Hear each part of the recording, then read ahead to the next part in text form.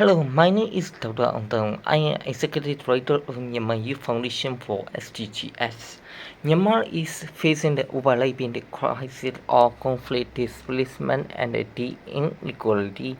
Young people and the marginalized community carry the heavy burden of trauma and stable livelihood, limited access to the services. Yeah, they are also the one the greater potential to lead the solution. Our organization was created to unlock this potential. We use the technology and community-based approach to connect the youth, faith leader, and the local elder in the center of the fragile area of Myanmar through the digital platform, online training, and the mobile-based support. We integrated the mental health and psychosocial support into the peace-building and social protection effort. We have organized a yearly interfaith dialogue and community-based mental health training that bring together religious leaders, indigenous women, displaced youth, and the local change maker. This program helped the participants manage the stress, heal the division, and design the concrete action plan for their community.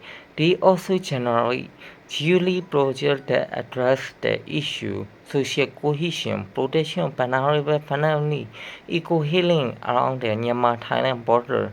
Our initiative has reached hundreds of the community leaders and thousands of community members.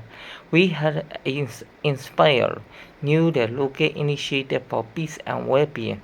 But the now need is far greater than our current capacity. Cisco Youth Leadership Award will be the transformational.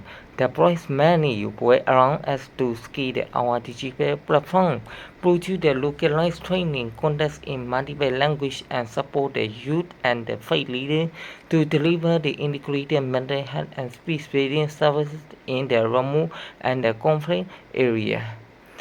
It is also strengthening our monitoring system. We can track in the impact and improve our model.